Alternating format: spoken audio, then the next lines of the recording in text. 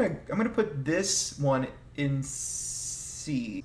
I think they were banking on the fact, or in the hope that people would buy it just off of them calling it Most Wanted only 7 years after the good Most Wanted came out.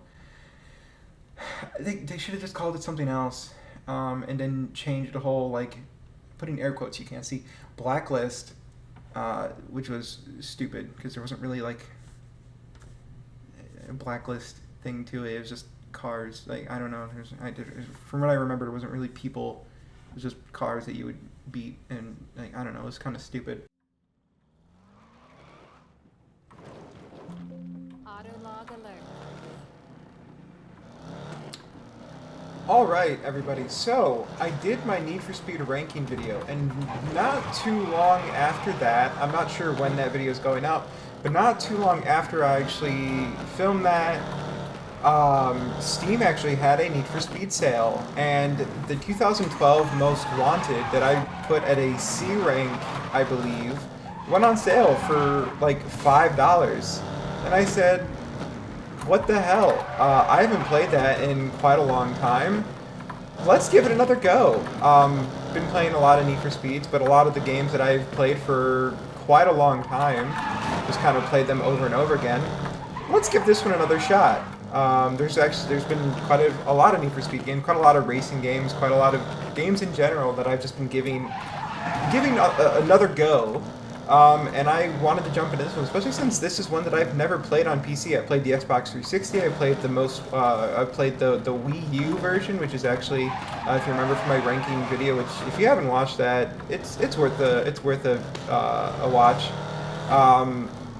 But I gave this another go on PC, and I gotta say, it's a lot better than I remember it being many years ago. There's actually quite a few things that I just remembered completely wrong. I had this like weird Mandela effect around the fact that they called the Most Wanted list a blacklist again. They don't. It's just the Most Wanted cars. I don't know why I remembered it wrong. I think I just, once again, been playing 2005 Most Wanted a lot, pretty consistently since it's come out almost 20 years ago. Is this, once again, is this as good as the 2005 Most Wanted? No. But I don't think it's fair to compare it. I think EA shot themselves in the foot by calling it Most Wanted. I stick by that. It's kind of like how Ford set themselves up for failure by calling the Mach-E a Mustang. I know what they did there. You set yourselves up. It's a branding thing, right? You set yourselves up. You try to set yourselves up for success by using a brand name you already have success with, and then people just get mad that you use that successful brand name on something that it shouldn't be associated with. I get it. However, it kind of sucks. But however, the map is just as good as I remember it being. The mechanics, the driving, the physics is just as good as I remember it being. And the DLCs are just as good as I remember it being. So this came out, I bought it for $5, and then the DLC was like $30, and I was like, I don't want to spend that money. And then somebody gave me some money for my birthday, and I was like, oh cool, expendable or disposable, whatever the term is, income. So I bought the DLC, which was $30 for everything, which it depends if it's worth it to you. It's a lot of content, it's a lot of extra cars and races and a whole other area to explore, an airport. So I'm going to jump into one of my favorite cars IRL and in gaming. If you've watched the channel, if you watch ranking videos, this one, which by the way, 24/7, I realize there's kind of a crossover between Need for Speed and the GTA universe. They both ripped off 7-Eleven in the same way, 24/7. Take with that what you will. But yeah, so BMW M3 GTR, it's in every Need for Speed game. I think it's just I think even EA knows, or obviously they know how iconic it is. I don't remember the sound being as good, just in cars. If we can find a tunnel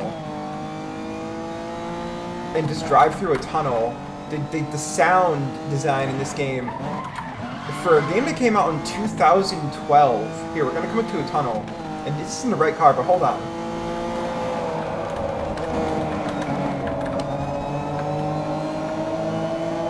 Like, come on. That is just...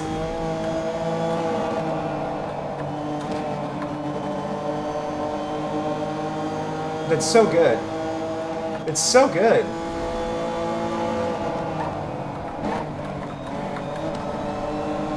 It's so good.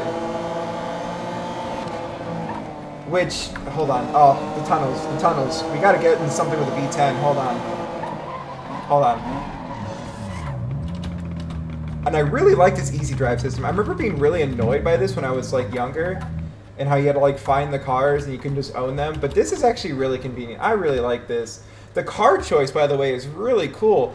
I remember like being like kind of annoyed by how you couldn't just own the cars. There was no customizations, but also kind of like arcs back to like Hot Pursuit 2 and like High Stakes, some of the older Need for Speed games where you just had the cars. I mean, you could change the liveries in some of the DLC cars. You could still customize them with like mods, put that in quotes, you can't see. But like the Club Sport Quattro, that's kind of an oddball. You have like very specific versions of like the R8 GT Spider. That's a cool one. We're going to hop into that one. Or maybe like Lamborghini. It's not just the Gallardo or Gallardo, however you want to say it, but it's the, we'll hop into that one. It's the Gallardo, I think it's the Performante Spider, the very specific one that was out in 2012. I think that's cool, you know? I mean, they don't actually say it, but I mean, you can look. It's got the, it says Performante, obviously it's the Spider. It's got the tricolor thing on the back. The sound is just so good. You get, once again, if we get to a tunnel in this thing, the V10 is good. The V10 sounds so good. All the cars, the sound is just so perfect. Now, where I think where this game really kind of fell off a little bit. Hold on. Oh, tunnel. You can hear the little exhaust pops too. It's so good. The sound design is just so good in this game. It's so good. Is coming out in 2012 when it was the end of the 360 and PS3, where like there were better versions of them coming, or there were better versions of like both consoles out. But this game could have been like the better, because Rivals, I fucking hate Rivals. Rivals is just the map was boring and just everything about it was bad. It needed to be online, which there isn't online for this one. We don't need to be online. Like everything about this one, this could have been the perfect game. Calling it Most Wanted, it could have even been like perfect. Like Most Wanted, the first one to be on the 360 era, the first one to be on the Xbox One and / PS4. I mean, come on, that's perfect, right? So, at least better. But it could have waited. It could have waited to be like that generational like gap, if that's the right way to say that. I think the thing that held this game back was being not released on the next gen of console back then. I don't know what the generation is, 8th, 9th, 10th, whatever generation that is. That's where this game really falls back. It's like, yes, it runs and looks fantastic on my PC, and it's okay on like 360 and PS3, and the Wii U version's fun because they added a couple like little goofy things, but it's really held back by being like kept on the 360 and the PS3. So that's one thing that I think about, because I do have the 360 version and I actually played that. But then when I saw it was on sale on Steam, I was like, yeah, let's hop on that and try that out. Now the police pursuits. Let's get into one of those real quick. The pursuit system, the police aren't dumb and easy like they are in older ones, but they're not like overly ridiculous. The mechanic is like somewhere in the middle. It's hard to get like a good police mechanic in a game, because especially around this era of gaming, you know, Need for Speed games around here, and like Rivals, Most Wanted, or even like GTA games and games of the likes, it's hard to get police really programmed properly. Oh, the tunnels, oh my god.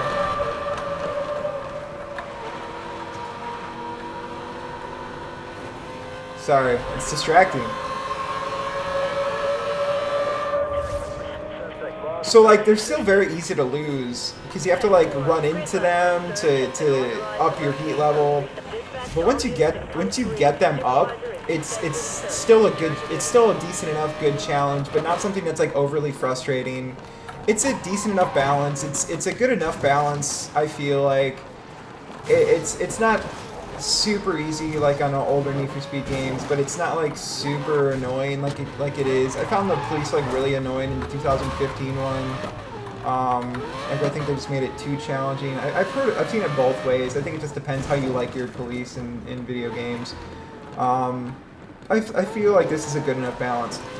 I think after playing the PC version, I would have upped it to a B, or maybe even put both versions. I would have left the most wanted, or oh my gosh, the Wii U version in B, just because it's still like Nintendo. I mean, everything on Nintendo is dumbed down just a little bit graphics-wise and capability-wise. It is still like fun how they added Nintendo-specific things. But I would have, if I ever played this on PC before, although taking into account older PCs like 10 years ago, it wouldn't have looked this good and it wouldn't have played this good. SSDs and newer graphical equipment, or however you want to say that, certainly help. I definitely would have maybe put this a little bit higher, because consoles definitely hold this game back, especially the generation they put this on. So, but I'm going to be making a few more videos on this game, probably just showing off the cars, maybe doing some modding and stuff. I don't know. I feel like there's quite a bit that can be done with this game. It's a great game. It won't be on sale by the time this video goes out, but I recommend picking it up. I think it's normally like $20 on Steam. I don't know. If it ever goes on sale again, and you have a computer that can run it, which I feel like is most, even like more base gaming PCs systems nowadays, pick it up. Give it a try. It's definitely worth it in my opinion. I wouldn't pick it up and play it on 360 or PS3, which is crazy to say because, you know, I definitely believe in like physical gaming and keeping physical media alive. But this is one that I would definitely more recommend getting on. Just get it on Steam.